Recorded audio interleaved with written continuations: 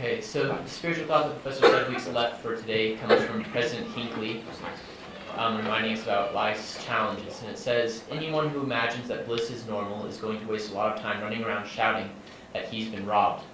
The fact that most putts don't drop, most beef is tough, most children grow up to be just people, most successful marriages require a high degree of mutual toleration, most jobs are more often dull than otherwise.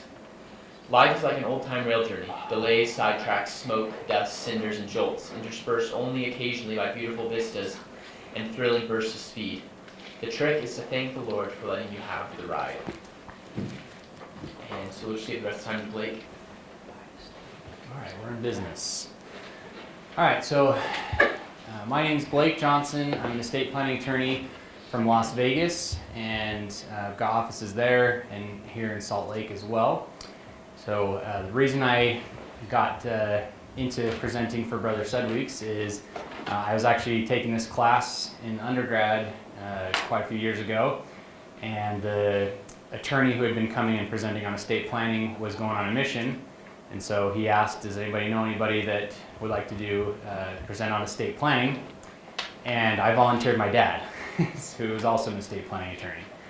So after I got out of law school, my dad wanted to go to, I think BYU was in the NIT, I believe, and going to New York. And he said, I'm going to go to that, so you go present for Brother Sudweeks now. And so that's how I got back into the class presenting. So that was a couple years ago. I've enjoyed coming back. It's always great to be on campus and interact with the students and remember kind of my roots here. Excuse me. So today we're going to talk about estate planning. And there's a lot of benefits to estate planning. These are kind of the ones we're going to cover today. So, providing financial security for your loved ones, how to simplify the administration process of passing assets from one generation to the next, how to protect your estate from creditors, and control the distributions of the assets upon your passing. We call that rolling from the grave. And then we're going to talk about taxes, capital gains taxes during your lifetime, as well as how to reduce estate taxes and eliminate those capital gains taxes when you pass away, and also using estate planning as a tool to encourage and educate the next generation. So you can do that with how you do your distributions, so that it's not one of those statistics where within the third generation all the wealth that you've accumulated is gone because they don't know how to use it. So with that, we're going to first talk about people who didn't do the proper planning. So there's quite a few famous people up there. I think Abe Lincoln's one that's the most surprising. President of our country and also an attorney himself, and he did not do estate planning. He didn't have a will. It's like everybody else. They say, "Oh, I'll get to it," and they keep putting it off. But it's not necessarily what you should do because you never know when you're going to go. This is Steve McNair, NFL MVP. Sonny, Picasso, John Denver, and then we've got Prince. Interesting fact about Prince, his estate it's been going on for, I think he's been dead for 3 years now, and they're still in the preliminary parts of that because everybody's coming out of the woodwork saying, I had a kid with Prince, I want some of that, okay? And so I think he's going to take the record for the longest probate in history because everybody's still contesting, saying, hey, yeah, I get a part of that, and so on. So we'll see how that plays out.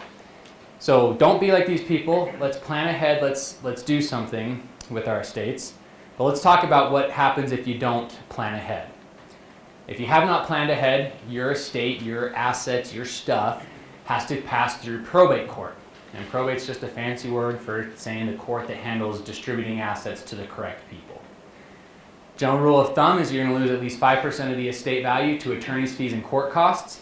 And you're going to tie up the assets so they can't be used, sold, or anything else for a minimum of 6 months. Usually it's much longer than that. The more property you have, the longer that time frame gets. In Nevada, our probate level is $25,000, pretty low, so anything above that, you have to go through probate court. Utah's a little bit more forgiving. If it's under $100,000, we don't have to go through probate court. It's 100. It must have just changed because it was 75. No, it's been 100 for about 3 years now. I remember the change. But yeah, so it's 100,000. And if there isn't one for vehicles, maybe that's the one you're thinking of. That's for vehicles that can be less than 75,000. So maybe that's where the crossover is. But the premise is basically if you're around that, you can get away with not going through probate court because it has you can do a simple affidavit basically saying, you know, these are the heirs of the estate, and they all sign it saying, you know, we're the rightful heirs, and so we don't have to go through court. There isn't a caveat to that that says even if your equity if it's real property and your equity is as small as, you know, $1, really any equity in the house, no matter what, real property has to go through probate court. Doesn't matter what your equity value is. The courts have to help do that because otherwise the county recorder will not switch the deed over to the next person's name without that court order. So that becomes, you know, really burdensome. The other thing you have to worry about is if you have multiple properties in different states, each state is going to require you to do a probate for those properties in that state. So you can double your costs or triple your costs at that point to do probates. Yes? So is that the same thing, like if you're in a community property state and one of the spouses die and it's supposed to be left to the other spouse, do you still have to go through probate? It depends how it's titled. If it's joint tenancy with right of survivorship, no, because that you just show a death certificate. If it's just in husband's or just in wife's name, yes, we do. It makes it show that the wife was entitled to it, but we still have to go to the court and prove that. All right, if you have an estate that it has to worry about estate tax, you're taxed at 40% of pretty much anything over 11.4 million. That's this year. Next year it's going to go up because it's indexed for inflation. Pretty much, I think they're saying around 11.6. The IRS hasn't issued their final number yet, but it's probably somewhere around there, and that's per person. So the majority of the population does not have to worry about estate taxes anymore. You know, you may hear older generations saying, "Hey, I don't want the government to get my money. They're gonna, you know, get all my stuff when I die." Because back in, and we'll go through this later on, but previously the estate tax exemption was much lower, as low as 500,000 at one point. So yeah, there was a lot more people who had to deal with estate taxes. It's not as much of an issue in our planning process anymore. So now we look at things like capital gains rate. We look at income taxes, as well as how are we going to provide for the next generation more than we're worried about the estate tax planning aspects. When we go through probate court, if you have a will, you've said who you want to get your stuff. And as long as the will is considered valid, the judge is going to approve that and the assets are distributed out to that person or persons. If you don't, then we get to go to the state intestacies law to decide who's going to get those assets. And it can start getting interesting. So Utah is a separate property state. You brought up the community property state. What a separate property state is, it basically, everything that's in your name is deemed to be your separate property, meaning that it's yours to go to who you want. Versus a community property state, which says that everything that was acquired during the marriage, even if it's just in one spouse's name, is deemed to be owned jointly. So we still have to prove that through probate court, but they're entitled to one half of the property prior to anything happening. Whereas separate property, you have to show, yeah, no, we were married at the time, and not only were we married, part of my assets were used for the down payment on the purchase of the home, and so on, to help justify that you are, in fact, own part of that property. And even then, there's no guarantee that you're going to get it. So titling is very important in separate property states. Now, when you pass away, if you are married and you have a surviving spouse but no kids, everything's going to go to your surviving spouse. If you have kids but they're all from that same marriage, everything's still going to go to the surviving spouse. The idea being that the surviving spouse, it's their kids, they're going to leave everything to their kids when they pass away. Now, if you have kids from a prior marriage, this is where it starts getting interesting. You have the situation where second marriage, dad has kids from first marriage, he and new wife, he buys a house and then gets remarried to new wife. Well, wife is living there at his death, and she wants to continue living in the home, but now she owns that home, only half of that house, with his kids from a prior marriage. So can you see where the fights start coming in? Because the kids say, I want my money, we want to sell the house. She says, no, I want to live in the house. I don't want to have to move. And so you have all these battles going on. So that's why if you can, you want to plan ahead and say what you want to have happen and prevent these fights from happening. If you're not married, here's what happens. Basically, we find your closest living relative. So if you have children, it's going to go to the children. If you don't have kids, grandkids, or anybody below you, then we start going up. So we go to your parents first. If they're not around, then we go to siblings, nieces and nephews, great nieces and nephews, and we go to grandparents, aunts and uncles, cousins, and so on until we can find somebody. And if we can't find anybody, you just made a generous contribution to the state education fund. So thank you for that. Any questions on intestacy laws? Okay.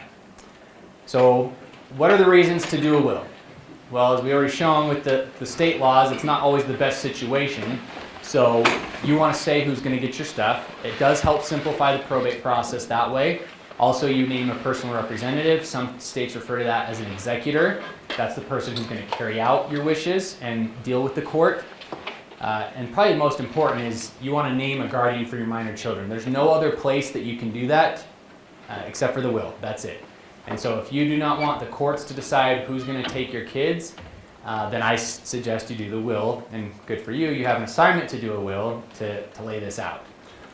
Because typically they like to do family first, and they want to do it based on location to try and not uproot things for the kids.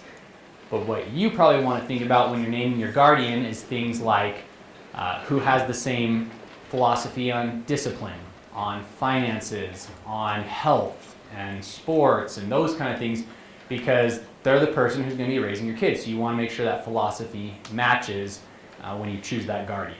And then you want to put a backup, because you never know what's going to happen. All right, what are the requirements of a will? Pretty much you have to be over 18. You have to be of sound mind, meaning that you're not crazy, you're not incapacitated, something like that. No undue influence. That's where if I were to hold a gun to your head and say, put me in your will or else I'm going to shoot. And then you have properly witnessed. Each state has different requirements as far as how many witnesses they need. Some of them it's just 2 witnesses. Some of them it's 2 witnesses and a notary. Some is 3 witnesses. So you just got to know what your state law is as far as making that will valid. And then properly executed, meaning that you actually signed in front of the witnesses. You signed it on the date that it says, and it meets all the requirements. So, for you guys, this is your assignment. This is a holographic will.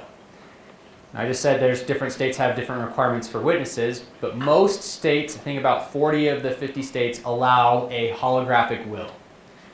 And what this is we say, all right, if you write it 100% in your handwriting, sign it at the bottom, date it at the top, we're going to consider that a valid will. So if you're permanently resident in a different state, you want to check if your state allows this. Now you still have to do this assignment even if they don't. Like for instance, if you're from Washington State, I know they do not allow holographic wills in the court. Yes? How do you determine residence? What's on your driver's license is the easiest way. So, like I said, the 3 main things is your own handwriting, dated at the top, signed at the bottom. That's what makes it a valid will. Everything else in between is just suggestions, but it's things that help make things easier for the court when they're going through and doing this will. So, we're going to go through an example of this. All right, so I, Blake Johnson, being over the age of 18 years of age, of sound mind, and not acting under duress, declare this to be my last will and testament, revoking all prior wills and codicils. A codicil is basically an amendment to your will. I'm married to Carly Johnson, and we have 2 children, Brody and Blaine, and they're the issue of our marriage. To list their date of births, and it's not necessary, it's just helpful information to have there. I intend to dispose of all of my property at the time of my death through this will.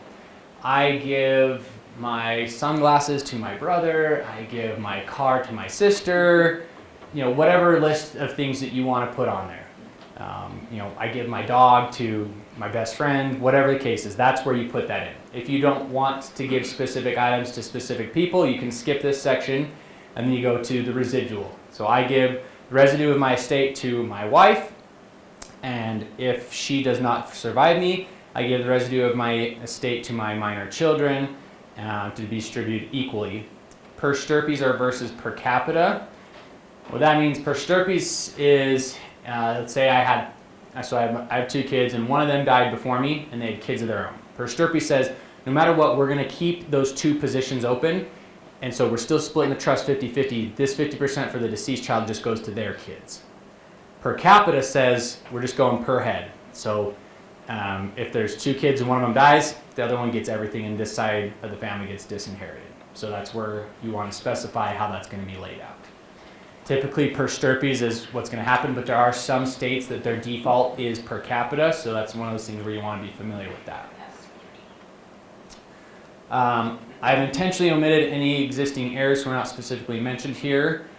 That's where it prevents people coming in from fighting. So if you want to specifically disinherit, I would still say that. Say, I specifically wish that my brother never gets anything from me, and put that in there if that's the way you feel. Because if you name it in there, it makes it a lot less likely that they're going to be able to contest it.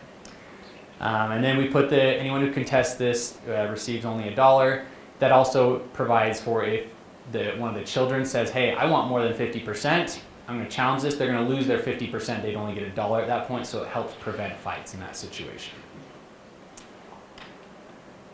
If any part of this will is invalid, such invalidity shall not affect any other provision. So this is called the severability clause. Basically what we're doing is we're telling the court if for some reason they say one gift is not right, we don't want them to completely throw out the will altogether. So that's what this does. And my estate is to be administered by one personal representative, or if you have 2 people you want to act as you can put the 2 there. Mine is going to be administered by my dad, and they're to serve without bond in this order. And then you want to put at least 1 backup, if not 2 or 3, just because, once again, you never know what's going to happen there. In a will, obviously you want to trust this person because you're naming them there, but it's not as big a deal as it is with a trust, which we'll talk about later, because personal representative typically can't do anything without a court order. So there's not a whole lot of actions they can do to kind of embezzle money out of the estate, so it's not too big of risk to name anybody there, but you still want to think about it, make sure it's somebody you trust that can handle the money. Now if you have minor kids, this is typically the person who's going to handle the money for the kids, especially if they're named as the guardian. So that one you do want to be very picky on. I authorize my personal representative to do whatever is necessary to administer my estate. Next clause. If my wife does not survive me, I nominate the following in order listed to act as guardians of or conservators for my minor children. Once again, name as many people as you want. At least 1 backup is recommended. Oh, the date didn't get changed on this one. In witness whereof I voluntarily sign my name this 20th day of November 2019. And once again, sign the bottom, date it at the top, 100% of your handwriting, and then put it in a place that it can be found. Okay? That is a big problem, because if we can't find it, it's as if you didn't do it. Even if we find a copy, a lot of times we may not be able to get that admitted to the court as your will because we don't have the original. So original is very key in terms of the will. It's probably the most important original you'll need. So what if you and your wife have different wills in terms of who should take care of the children and you both die at the same time? I was just going to bring that up. So you should talk about this and hopefully have the same person. But if you don't, whoever the survivor is gets to decide. Because it's whatever the second one's done. Because when you pass, it's going to go to the spouse to take care of the kids. But when the spouse passes, whoever they name in their will, that's the ruling one at that time. So talk about it. Make sure you're on the same page. They can have a different personal representative if they don't want to put even you on there. They can put somebody else. But guardian for the kids is one you definitely want to make sure you're on the same page.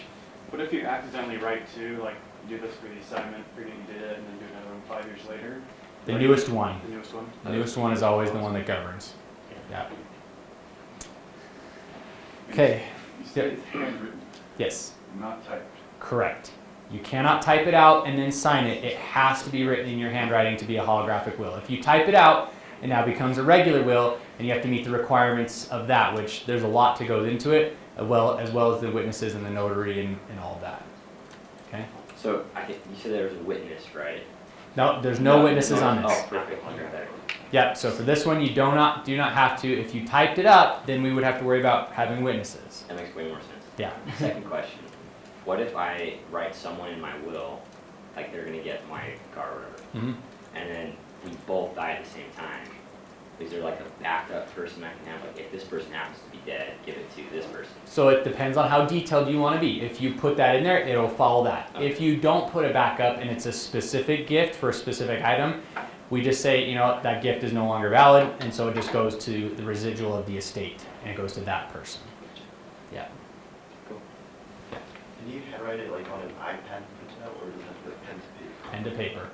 As of right now, that's the only thing that they allow. The legal side of things is very slow adopting. So Nevada has actually authorized a digital will to be signed. It's one of the first states I've heard of doing that. The problem is how do we get the witness signatures on there and make that, you know, are they actually physically in the room, and how do we know that? Because if they're all online viewing, are they technically viewing them sign the document? So there's a lot of issues there. But there hasn't been anything to transition for other documents to be signed online because of the notary issue. How do we notarize documents if they're digital? So that's a new area that we're trying to figure out where things go, and hopefully we get to that point because it'd make things a lot easier, because you know, everybody likes to do things via conference meetings and that kind of stuff. All right, so these are people who had a will but didn't necessarily have the best results with their estate plan. So Marilyn Monroe currently is the longest probating in U.S. court history. Like I said, I think Prince will pass her, but hers was 18 years to resolve. Okay, so she had a will, but there was so much fighting over it because it wasn't very clear, and the person who ended up getting the bulk of her estate was born after she died, and so she didn't even know her. Elvis did not plan properly. 74% of his estate went to estate taxes and attorney's fees and court costs.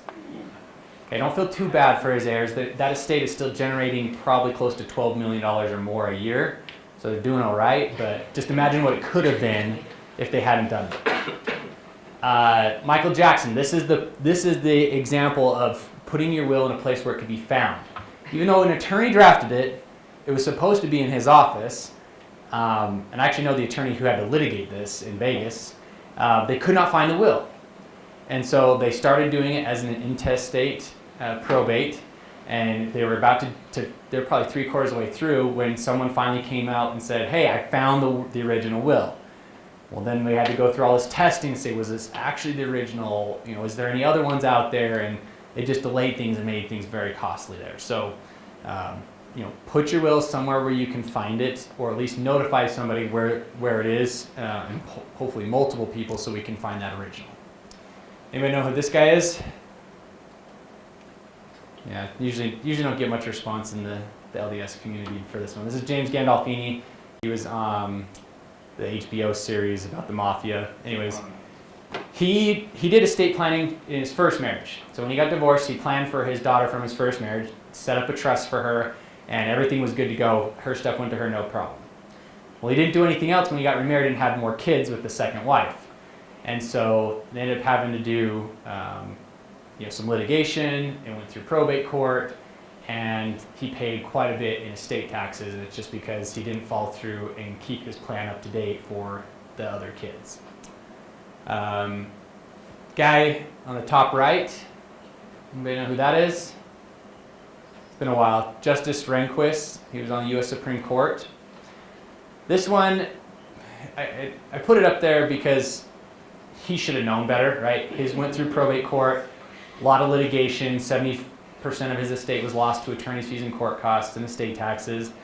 But his will was a one-page will, and it made almost every part of the law that's difficult and didn't have an answer, it checked the box for that. So the idea we think is he was actually trying to make it one of those things you study in law school, because that's what we do now, is we study that case. So in that sense, I guess he accomplished his goal. So the will did meet his goal, but not a great example of how you could efficiently pass your estate to the next generation.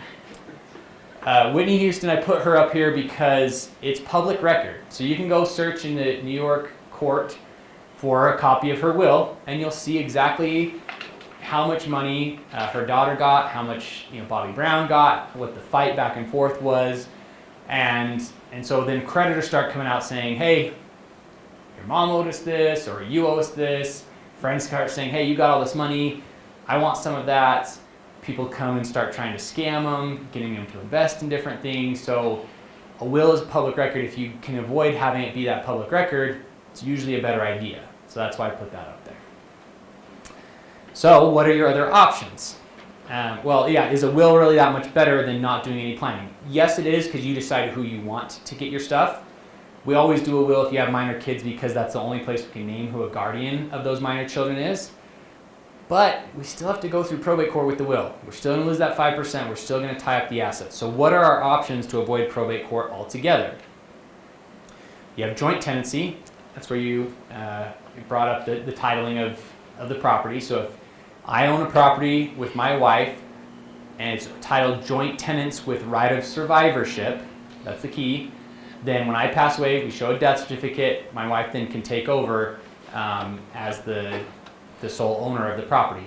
But there's problems with joint tenancy, and we'll talk about that next. Obviously, if you have a beneficiary on a life insurance policy, a general brokerage account, or your retirement accounts, those bypass probate. They go to whoever you named as the beneficiary there. That can be a good thing, that can be a bad thing. You could disinherit people accidentally. Pay on death accounts is the same thing idea. It's naming a beneficiary. It's just what banks use for your checking savings. It's called a POD account, pay on death account. And then the best way is to hold assets in trust. So we're going to go through some of these in more detail. So here are my problems with joint tenancy. So the first one is a liability issue.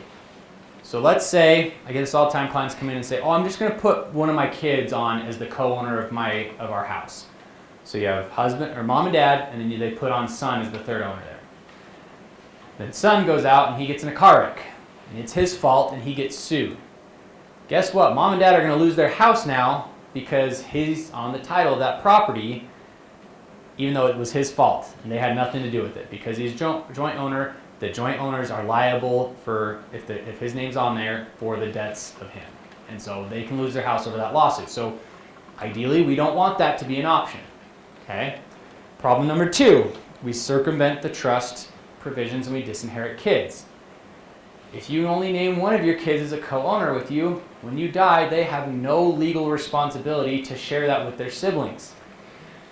Okay? Hopefully they would, but there's no guarantee, and there's no recourse for those other siblings to get part of the money that's in that house. Okay? Joint tenancy only postpones probate. So if it's me and my wife, probate will happen when she dies. Eventually, they're going to have probate. Or, worst case scenario, we die at the same time, we have 2 probates that we have to do. All right, so we just doubled our cost that way. There's gift tax implications. If you put somebody on the house and the value you're giving them is more than $15,000, you have a gift tax return that you should file. You probably don't have tax owed, but you need to file that return. And most people don't do that, so that can cause a problem. Capital gains issues, we're going to do an example of that. Incompetency, this is a good one. So let's say it's just you and your spouse on there, and she gets in a car wreck and doesn't die, but she's a vegetable now, or just in a coma, and you can't make the decision. You need to sell the house to pay for for her care. Well, you can't do that because she can't sign the deed to sign it over. So we have to go to court to get a guardian appointed to be able to sign that, and so on. So there's some issues there. Creating joint tenancy with a non-spouse means loss of control. Oh, this is a good one. So same situation, mom and dad. They put on son as a co-owner in the house. It's time to sell the house because mom and dad want to move, or they want to downsize, or they want to go into an assisted care facility. Son says, no, I don't want to sign that deed. Okay, what can we do? Well, I want $50,000 of that money before I'll sign the deed. And most likely that's what they're going to have to do to get that deed signed. Or they have to go to the court and have a partition, which means then it'll be a forced sale, and then all the proceeds are divided equally, a third at that point. Which it's technically still all mom and dad's money at that point, so that can cause a big family issue. So not the best way to handle having your property avoid probate. So let's talk about the capital gains issue. So dad buys a house. Oh, yeah. So, I thought I heard, I don't know if this is true or not, that a big thing with wills is that if you do get in a situation where you're essentially going to be a vegetable for the rest of your life, you can put in writing that like you'd like them to pull the plug so you don't just blow through your estate. So that would not take place in a will, because a will is only valid upon your death. Oh. Okay. There's a thing called a living will, and that's probably where you're getting that. And it's a confusing name. It's also a medical directive, and we're going to talk about that later, but that's the document where you would do that. Okay. Yeah. All right. So does everybody understand what tax basis is? Your $50,000 is what you paid for the property. That's your basis. So if you turn around and sell it the next week, and it's only for $50,000, you have no gains, so there's no tax due, because you get to deduct whatever you bought it for as your tax basis before taxes are due. Okay? So dad buys a house for $50,000. In 2006, he decides to add his son as a joint tenant on that property. We're going to assume we didn't have to file a gift tax return, or we'll say that he did, so we're not going to worry about that issue. But in 2019, there are two scenarios. Dad first decides to sell the house for $150,000. What's the tax implication of that? Well, technically, son owns half of it, so half of the gain is his responsibility. So $50,000 of gain, he has to pay the tax that's owed on that. Now, it may not be a ton of tax, but it could be a significant amount. Now, ideally, if dad put him on the house, dad would pay that tax, right? Because most likely that money is going to go into dad's bank account. But once again, he has no legal responsibility because it's going to show up on son's tax return. The other issue is, what if that puts him over a limit so he can't qualify for like a child tax credit or something like that? That could be very hurtful to him to have that tax show up on his tax return. So that's issue number one. Situation number two is dad dies and the house is worth $150,000. If son wants to turn around and sell the house the next day, he is still liable for his half of the tax. Luckily, dad's side, he gets a step up in basis. So the law says whatever the value of the property is at the date of death, we're going to step up the basis to be that now, because that's when you took over ownership of it. Well, son only took over half of it. So dad's half is stepped up to $75,000 basis. He still only has $25,000 basis, so he still has that $50,000 of gain that he has to pay tax on. So let's view that versus doing it through a trust, what that looks like. So same situation, same dollar amounts, except for in 2006, instead of putting him on as a joint tenant, dad sets up a living trust and names his son as the beneficiary. What that does is when dad sells the house for $150,000, son's nowhere in the picture. So all the income goes on dad's tax return, and he is responsible for 100% of the tax. In situation number two, son gets stepped up 100% on the house. He turns around and sells it the next day. He pays no capital gains tax on that property. So save him tax, instead of tax on $50,000, he pays zero tax. Yes? So, like, I'm just slightly confused, because this is exactly like what happened, like, to my mom. So my dad bought the property, put it into a living trust, named my mom as a beneficiary, named us as beneficiaries. He died back a long time ago. Now she's trying to sell the house. And we had to go through probate and sign the document saying that we don't have any financial interest or something into the house. So what probably happened is he probably set up the trust, but he didn't transfer the deed ownership into the trust. Because having a trust doesn't mean anything unless the deed or the account or whatever actually says the trust name to be the owner of it. Okay. So that's most likely what happened at that point. Okay? All right, any other questions on the tax side of things? This can be a huge benefit to clients or to people that have real property, that especially if it's appreciated. So I'll have clients come in and say, hey, we're looking to downsize, or we want to simplify our estate, or whatever the case may be, and I try and talk them through and say, okay, is there any way we can keep these properties, put them in an LLC, have your kids manage it for your benefit and get the income, because the tax savings that they're going to get by having the kids inherit it versus selling it and paying that tax now can be huge, especially if they have multiple properties. So this is one of the things where we look at this now more than we do an estate tax issue, because hardly anybody does it. Okay, just back to her point, Mhm. that's huge. Like, when he says put it in the deed, he means like, you gotta change the name on the account to say the trust of, whatever your name, blah, blah, blah, trust. Change the name on your accounts, change the name on your cars, change the name on your houses. I had a neighbor that did the same thing, it was a huge estate. And the lawyer, he's like, is there anything else I need to do? And the lawyer's like, nope, you're good, trust's all set up. But he didn't transfer any assets into the trust. So you have to put the trust name on all of your assets. Yeah, and we'll talk about that more later on, how you do that. All right, so what is a trust? We've talked about this term, but what does it mean? The easiest way for me to describe it is, think of it similar to a business entity in the sense that it can own property and it does not die. Okay? Really, it's a piece of paper. That's all a trust is. It's a couple of pieces of paper that dictate how things are going. It's a trust agreement. And the thing that makes it valid is your signatures, but then having the trust have ownership of the assets. Okay? A living trust means that you can change it at any time. Right? You'll hear living, revocable, those terms are interchangeable, means the same thing. It has to be written. You want to name a successor trustee. There's three main titles with a trust. You have a trustor, the person who sets up the trust. You have the trustee, the person who manages the assets of the trust.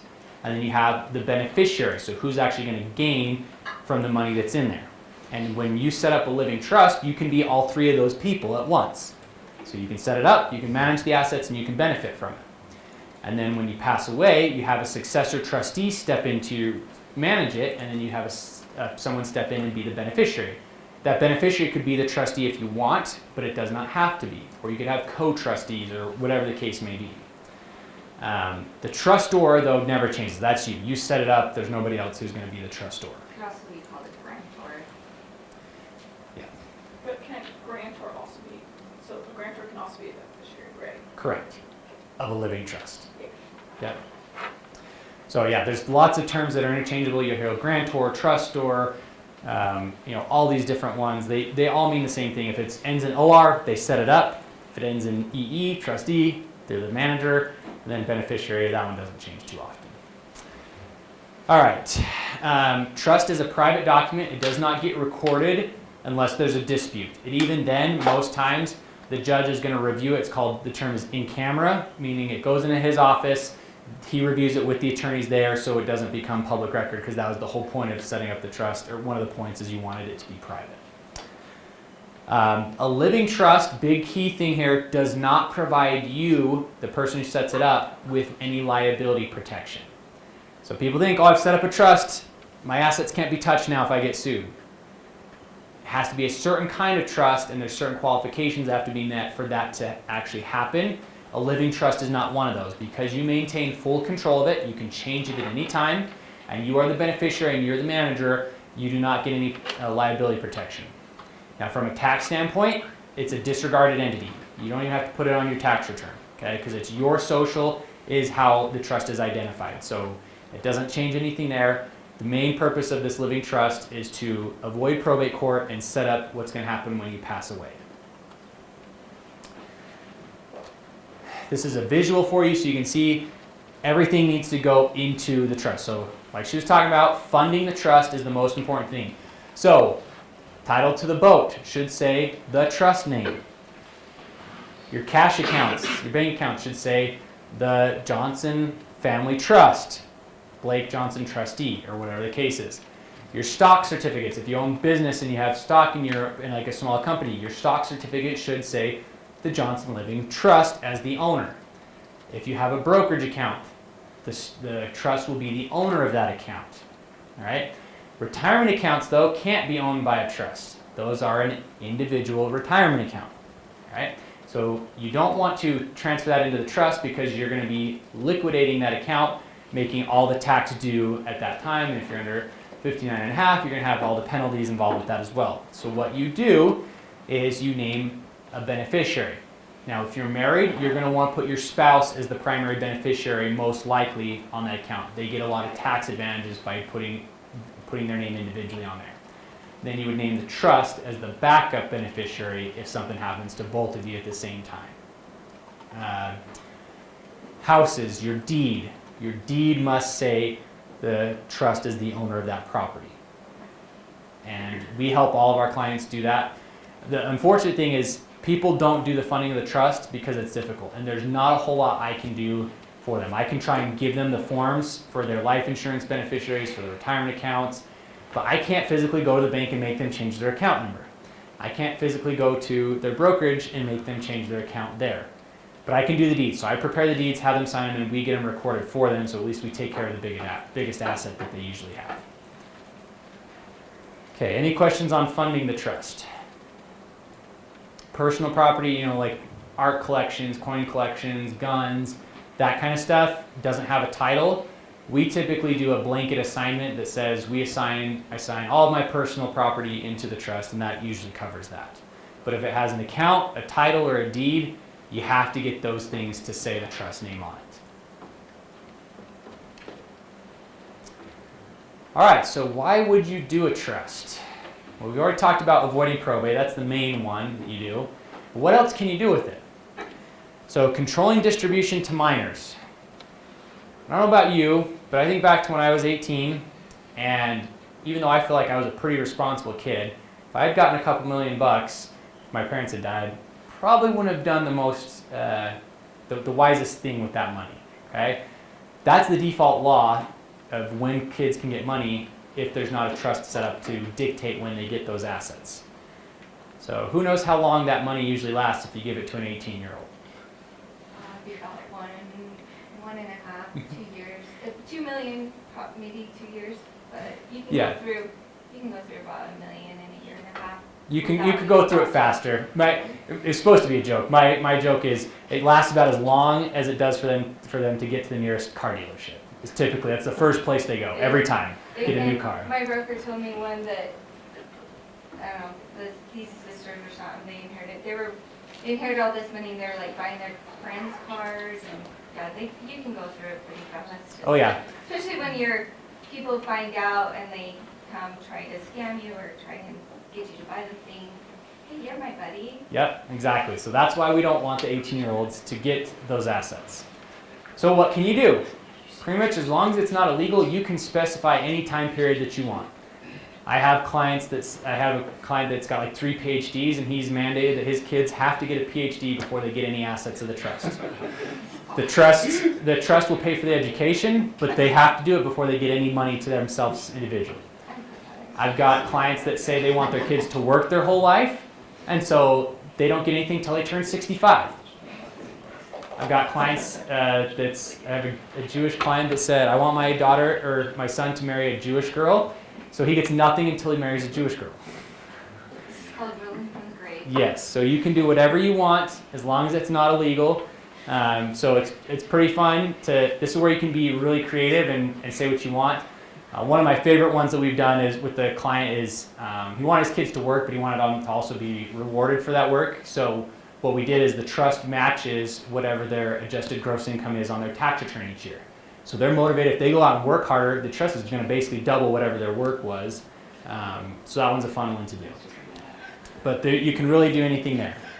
If you have disabled or special needs kids, we want the federal government to step in and pay, and we don't want them, if they get this inheritance, to disqualify them from their federal and state assistance. So we can structure the trust in such a way that they're still a beneficiary of it, but there's no mandatory distribution, so they're not disqualified from Medicaid or disability or whatever those programs are. And then the trust can help pay for extra stuff, take them on vacation, make sure they get extra care, a nice bed, or whatever they need, but it never goes to them individually. Creditor protection. So like I said, you do not get liability protection for a trust that you set up for yourself, but when you pass away, the trust then transfers and becomes an irrevocable trust, and then it becomes protected for your kids because you set it up for their benefit. All the assets that are in the trust are protected if it's set up properly. So we could have it so that everything stays in trust, each kid has access to their own funds, and then that way, if they need money, it's there. But if they get sued, if they get divorced, if they go through bankruptcy, those assets would never be part of that because it's never technically theirs. So that's a great way you can help protect the assets for your kids.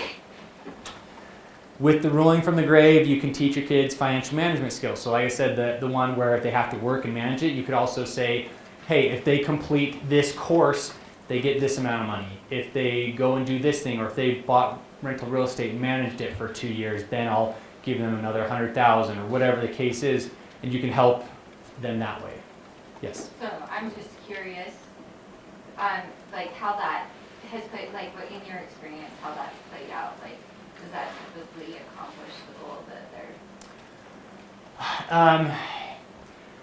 I mean, I haven't seen long-term stuff because I've only been doing this for 5 years, but for the time period that it's been going on, it has. So for the really wealthy clients, a lot of times they'll set up separate trusts for the kids even while they're living and starting teaching them those financial management skills. But the longer they will have them wait to get that money, it's always worked out better. Now, the one thing I've learned or seen is if they're over 35 and they haven't figured it out, they're never going to figure it out. And so we just say, all right, they just get a monthly stipend or whatever the case is that the parents are okay with. But a lot of times, on the reverse side, every time that someone's got a big chunk of money and they haven't been prepared for it, they blow it every time.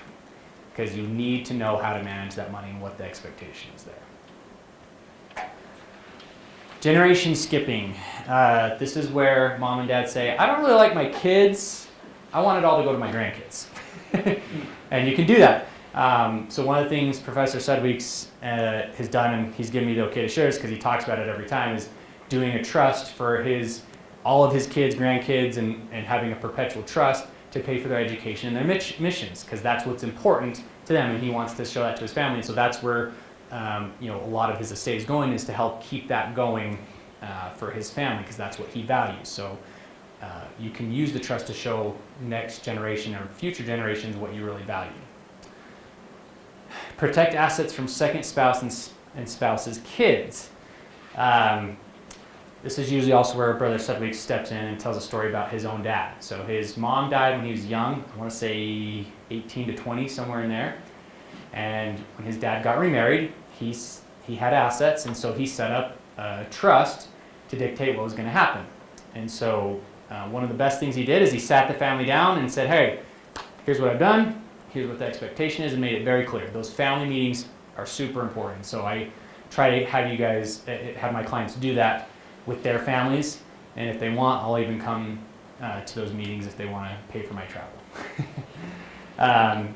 But so what his dad did is he had a construction company, and he said that is going to be ownership divided equally amongst the kids, with the exception of the one brother who was running the company. He got 2 shares in it, so he would have controlling interest. And then the house that they lived in, that him and his new wife had lived in, that was to be held so she had a place to live, and then there was one investment account, and she was to get the interest that was generated from those, and so she was taken care of for the rest of her life.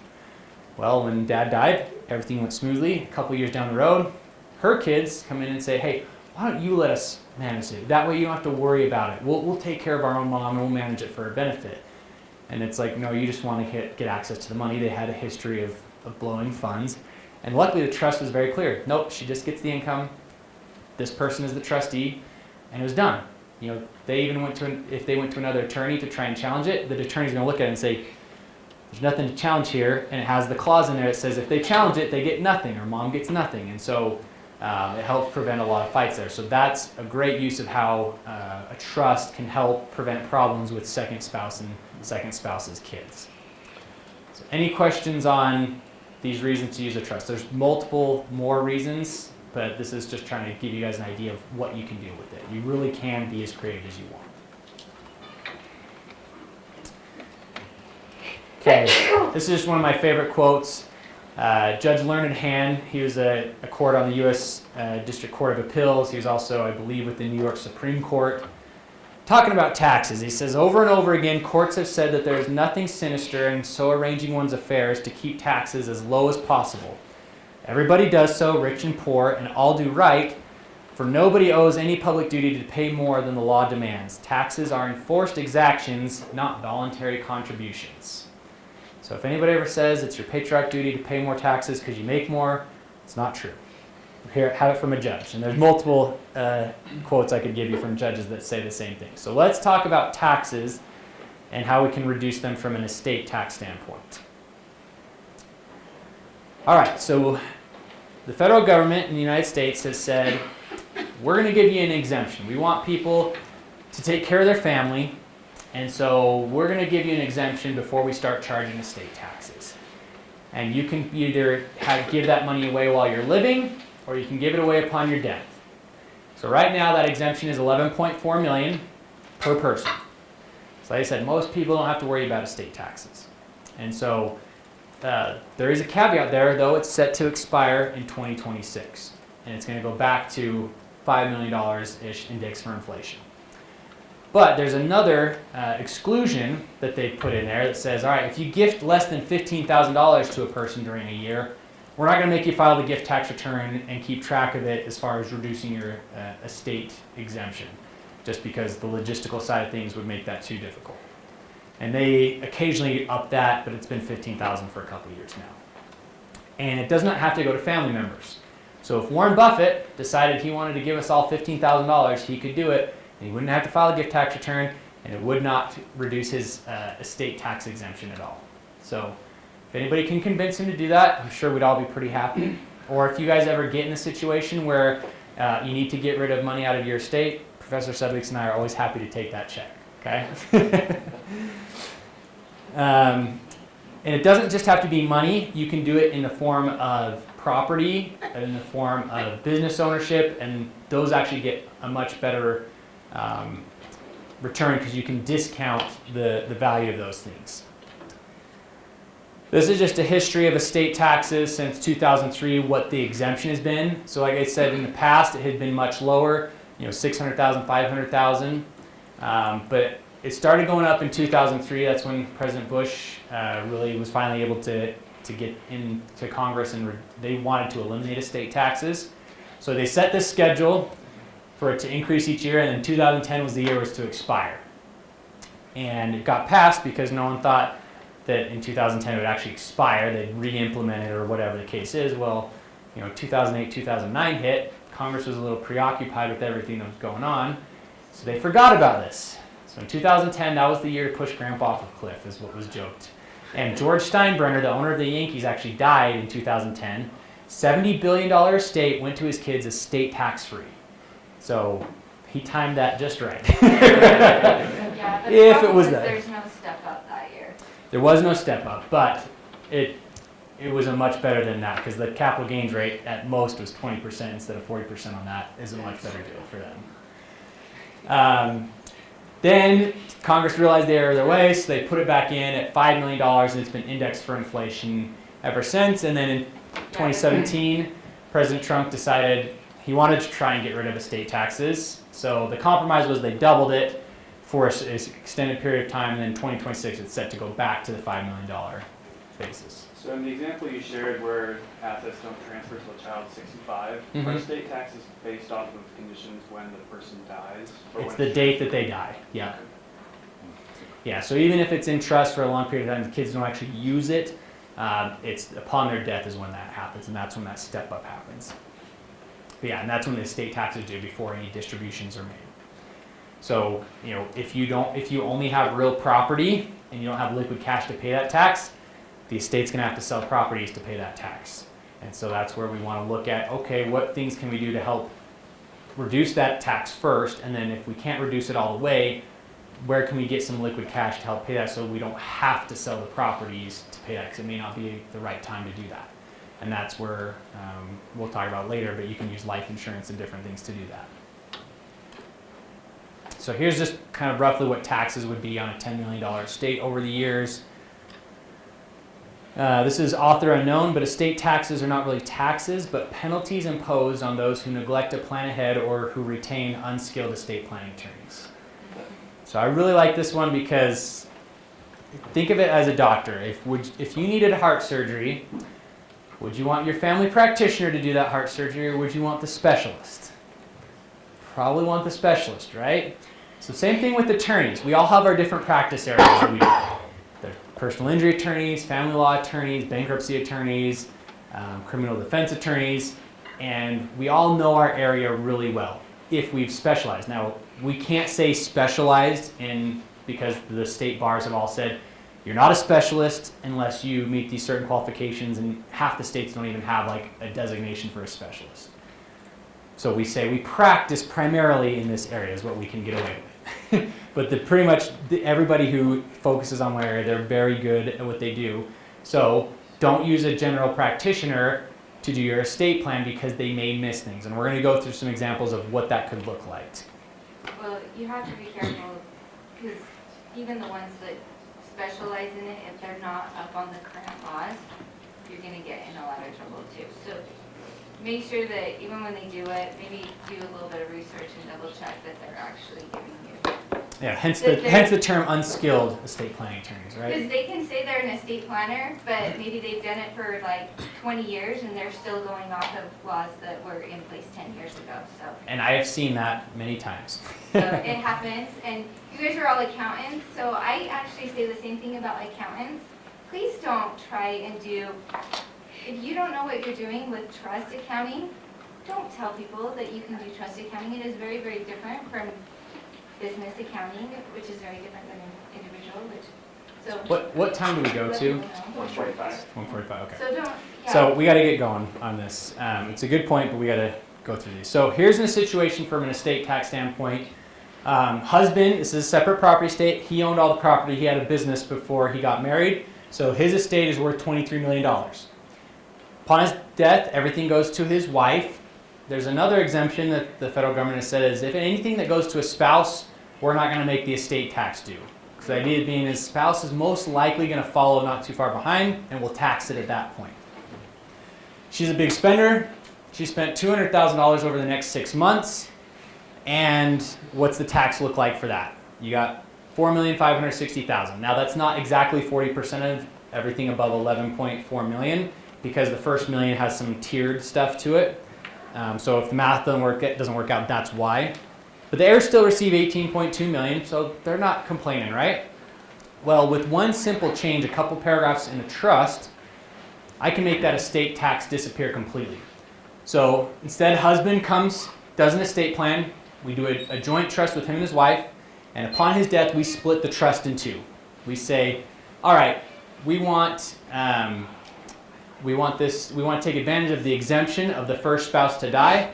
So we set it aside. That's a separate trust, and we're going to say, all right, we're going to use his exemption. That is assigned to him. The rest all goes to wife, still estate tax free because it has that spouse exemption. Same scenario. She spends $200,000 over the next 6 months. There's now $11.4 million in her part of the estate. We use her full exemption. So now the estate owes 0 estate taxes at this point. Okay, so I just saved those heirs $4.5 million in taxes. And I think the parents would be pretty happy. Even if they don't want to leave it to kids, they could have it set up for grandkids, a perpetual trust for education, whatever the case. It could go to their favorite college. Now, if they go to a qualified charity, we reduce the estate too. But there's just a lot more options there if we don't have to worry about that estate tax. Yes? Can you do this in multiples of whatever that 11.4 is? No, because it's per person. So unless we have multiple people to assign it to, we can't do it. Okay. So it's max the 2 people on the joint trust. Gotcha. Now, yeah. That, and I think, right now it's really high, it's 11.4 million. It's likely that over the next 5 to 10 years that amount will go down. These amounts will be grandfathered in for people who are getting stuff out of their estate right now, but To a certain extent. Eventually we'll go back down to around 5. It can change at any time. So it's already set to go back to 5 in 2026. So that will happen unless Congress acts otherwise, and depending on who's in office, yeah, it could drop. And so we are telling our clients right now, gift. If your estate's above 11 million and you can live off of other stuff, gift it now. We can set up in trust so that it's protected. They still control the asset. but then it's really for the benefit of the kids, and so we can eliminate a lot of those taxes as well. Now, I will say there is another caveat. Even if in scenario 1 they hadn't done the planning, spouse could still try, or wife could still try to take first to die husband's exemption. There's an election you can make on the tax return to say that you want to use there, so we could get both of them. The problem is if she gets remarried, she loses that spouse's exemption. And so if new husband already used his, they're out of luck that way. So it's much better to have it done through the trust. So let's say in this example, the husband died like in 2025. Mm-hmm. Would his stay at the 11.4 if the wife didn't die for like 10 years? Yes, Okay. because we've said we're using it in the year that he used it. So his doesn't go. Could be dropped down to 5 million or whatever. Yeah, but it could also go up. Yeah. So if it goes up, then yeah, there's more room there. Okay. But that's where you have a relationship with your estate planning attorney, and so we're watching those things for our clients, and so we have a short list of all the clients that are affected by those changes. And so typically they'll announce a change that's coming, and it's not effective till January 1st of the next year. So we have a little bit of time to catch up and say, make that gift now because you're not going to get it. Now you have to make the full gift to take advantage of it. So right now it's 11.4. You say, hey, I want to take that extra $6 million that I have right now before it goes back to $5 million. That's not the way it works. The IRS has issued a ruling saying, nope, it applies to, that's going to account towards your 5.4 or whatever's left over. So if you want to use the full 11.4, you have to use it all before it drops back down, which is really unfortunate, but at least we know when we have the ruling to tell us that. That's what we're doing with those clients. So you guys generally always choose to create a second trust and split, or do you guys do Q-tip elections or things like that by doing it? Because I know Yeah. Q-tip election, if there's a terminal interest and they elect, to have it all sent to the spouse, it's not going to be taxed right now, but it's going to be fully taxable to the spouse. Yeah. Like, is that how you guys do it, or do you guys usually like to? It's going to be, split? favorite attorney answer, it depends, right? So it's going to be a case-by-case basis on what that's going to look like. A lot of that's determined on what the relationship between the spouses is, what the relationship with the kids are, and those kind of things. Tax implications are just one aspect that we got to look at. And one of my biggest pet peeves is when I'm dealing with CPAs or financial advisors, they all say, we have to do it this way because this is the best tax benefit. I was like, okay, that's great, but what about this scenario? So for instance, this is the most common one I hear with financial advisors. They want to put the kids as the individual beneficiaries of the IRAs or 401ks after spouse. And I'm like, you know how old those kids are? They're 8 and 6. As soon as they turn 18, they're going to have access to that account. They're not going to know that there's a 10% penalty when they take that out. They're not going to realize that that's going to trigger a huge income tax that's due at that point. But you're going to give them access to it by doing that. So do we really want to do that for the slight tax benefit they're going to get by getting it on their individual name versus through a trust? Now, if I do it correctly through a trust, I can still have it paid out over their lifetime or over the oldest beneficiary's lifetime. So that would be usually the oldest sibling. So for the 6-year-old, it's going to be a little bit worse tax-wise, but not a lot over their lifetime. We're talking, minimal tax difference. And so that's one of the things where I want to look at and say, hey, yeah, tax is a part of it, but there may be other interests in there that would govern that's more important than the tax implications. All right, other types of trusts. We don't have time to go through all these, but these are irrevocable trusts. So the two main categories you should know about with trust is you have revocable or living, meaning it's the person who sets it up, it's their tax ID, their social is the tax ID for the trust, and they can change it at any time. Irrevocable trust cannot be changed, it gets its own tax ID number. That's the two main qualifications there. Now within that, there are hundreds of different types of irrevocable trusts, and it just depends on the purpose you're using it for, whether it's estate tax planning, charitable giving, reducing your income taxes, all those different things. Medicaid and special needs is a big one we're doing right now because the biggest financial risk that everybody has is long-term care. 70% of everybody in this room is going to go into long-term care, and the average stay is 2 years. And when we're talking about price of $6,000 a month in one of those long-term care facilities, minimum, that can add up and that'll deplete your estate. If we know ahead of time and can set up this irrevocable trust, transfer the assets out of their name before they apply for Medicaid, we can basically make it so Medicaid kicks in and pays that, and then the trust can be used to help pay for a better facility and make up the difference. And they don't have to completely exhaust all of their money and get down to $2,000 to their name before they can get that help from the federal government. And then we have asset protection trust. So there's a whole lot there. It's pretty complicated stuff. I don't think you guys need to know it for purposes of this class. And really that's the attorney's job to interact and kind of help guide in that situation. So this is the other part of your assignment. So this is the part I really want to cover. This is the healthcare directives. So you have, Utah has just one form. It's called the Advanced Healthcare Directive. This is what you're going to fill out. You're going to name an agent. So if you're incapacitated, who gets to make medical decisions for you? Then you're going to answer a bunch of questions about whether you want to be an organ donor, or if you want to allow your agent to put you in a long-term care facility, if you want to participate in clinical research and those kind of things. And then you're also going to fill out the DNR part, so do not resuscitate. Do you want the plug pulled in these situations, or I trust my agent, I'll let them decide, or no, never pull the plug.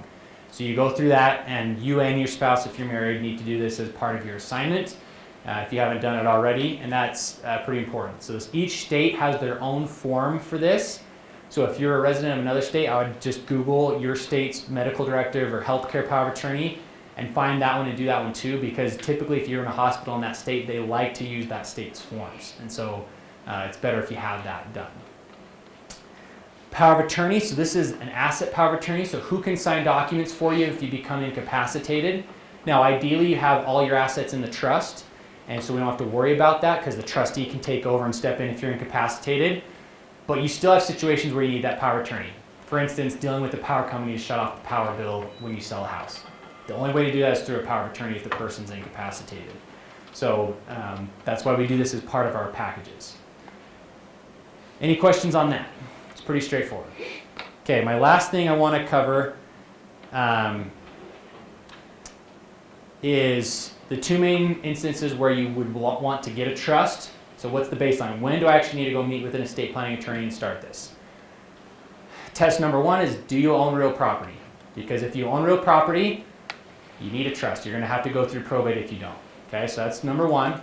Number two is if you have minor kids and you have any sort of significant life insurance that's going to pay out or assets that would go to them, you want to set up a trust so that they don't get it when they turn 18. If you meet one of those two, or ideally both of those, that's when you need to sit down with the estate planning attorney and talk about doing the trust and getting those things in place. Typical cost here in Utah for something like that, which includes the will, power of attorney, the trust, and the healthcare directive, you're looking at anywhere from $1,500 to $3,500 depending on which firm you use and based on their size and their experience. But that's what you can expect with that. And then these are conclusions. Once again, probate and taxes and other implementation issues are not the same. And so we want to weigh those and see which one's the most important before we make a plan. But we do want to plan for all of them, but which one's most important is what we want to really focus on. Plan ahead, because we all go sometime. Don't put it off. As soon as you know you need it, get it done. And then typically, Brother Sudweeks plays the Tim McGraw "Live Like You Were Dying" song, so that's where that comes from. Live like you were dying. And also, if you plan ahead, you can live a fuller life. You're not going to have that weighing over your head. So, highly encourage you guys to get that done. And any last minute questions?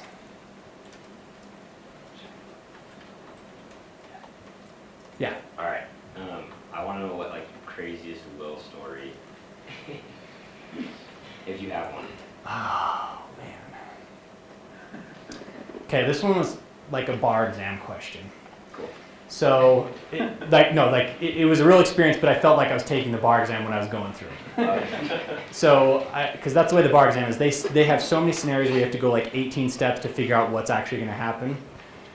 So I get this client for a probate, and turns out the case was originally for her husband. He was filing a claim for wrongful death of his first wife. Okay? And while that's going on, he gets remarried, and then he dies. right after he dies, wife finds out she's pregnant with his kid. So then the question is, who's the heir of his estate? Because the settlement pays out to his estate because they end up winning the lawsuit. Obviously, the first wife's dead, so it was he who filed it, so it goes to him. Well, he's dead, it's his estate. Does it go to new wife or does it go to his kid? Because anything that's a lawsuit is considered separate property and does not go to the community. Okay, so we wanted to find out, all right, is this a community? Does this go all to spouse or does it go to the kid? Because technically the kid was in vitro, alive, when he died. And so we had to do some research on that to figure it out, and it ended up being that it was split 50% to kid, 50% to mom. Now the only reason that made a difference is because we had to do a guardianship, or we had to assign it and create a trust for him until he turned 18. Obviously mom's going to govern that for him, so it's not a big deal as far as splitting up the money. She can use it for his benefit and all that, but the determination of whether we had to create that separate account or not was a pretty interesting case. So yeah, that's the kind of stuff you see on the bar exam. It's like going through all the steps and saying, you have to do this first, and this step, and then you have to research. And yeah, so that one was pretty crazy. All right, well, I think we're out of time, so if you have a personal question you want to come up, I'll stay after for a few minutes. I also have cards if you guys want to get my email to take with you, and I'm always here to be a resource.